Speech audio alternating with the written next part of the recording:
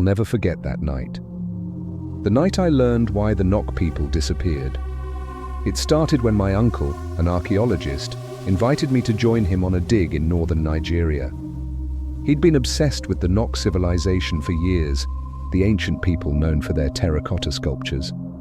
No one really knew why they vanished thousands of years ago, leaving behind almost no trace but those haunting statues. When I got there, the air was thick with heat, and the land felt off. I don't know how to explain it, but the village nearby, Kogi, was too quiet. People didn't talk much about the Nok or their history.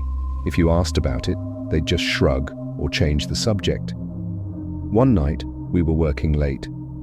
Uncle and his team were digging out an old site where they believed there was something important, a burial chamber maybe, or a place of worship. The sun had set, but the air was still heavy, sticky. We had lamps and tools, digging deeper into the earth. After hours of work, we hit something, stone. Excited, we cleared the dirt away and found a doorway leading down into the ground. Uncle was thrilled. "This is it," he whispered. He had that look in his eyes, the one that meant he wouldn't stop until he found what he was looking for. We descended the stone steps into the dark. It felt wrong immediately. I didn't want to go in, but I couldn't say no to my uncle. The air inside the chamber was cold and smelled like damp earth and something rotting. The walls were covered in carvings, strange symbols that didn't match anything we'd seen before. At the end of the chamber was a large stone slab. Carved into it was a figure, human-like, but its face was twisted, unnatural. Its eyes seemed too wide, its mouth stretched in an eerie grin. Uncle reached out to touch it, and that's when everything changed. The ground started shaking, just a little at first, then violently. The air felt thick, like it was pressing in on me, making it hard to breathe. Uncle tried to pull his hand away, but his fingers seemed stuck. His skin was turning pale, his face draining of color. His eyes went wide with terror as he looked at me. Then the whispers began. At first, I thought it was the wind, but there was no wind down there. The whispers were in a language I couldn't understand, but they were getting louder. It wasn't coming from anywhere, it was coming from everywhere, all around us.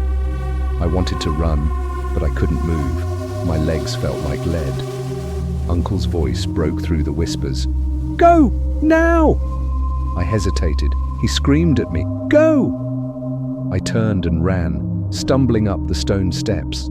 The whispers followed me, growing louder and louder, until they felt like they were inside my head.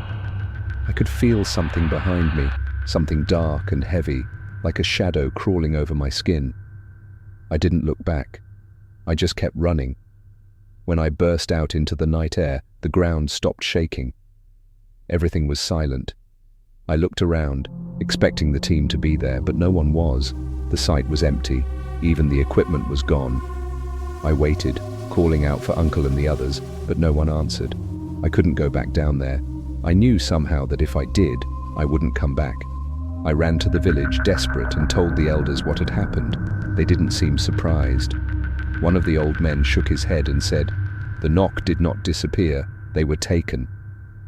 I asked him what he meant, but he wouldn't say more. To this day, I don't know what happened in that chamber, what took my uncle and his team. But I dream about it sometimes. In my dreams, I'm back there, standing in front of that twisted figure. And the whispers, they're always there, louder every time. Now I can almost understand them.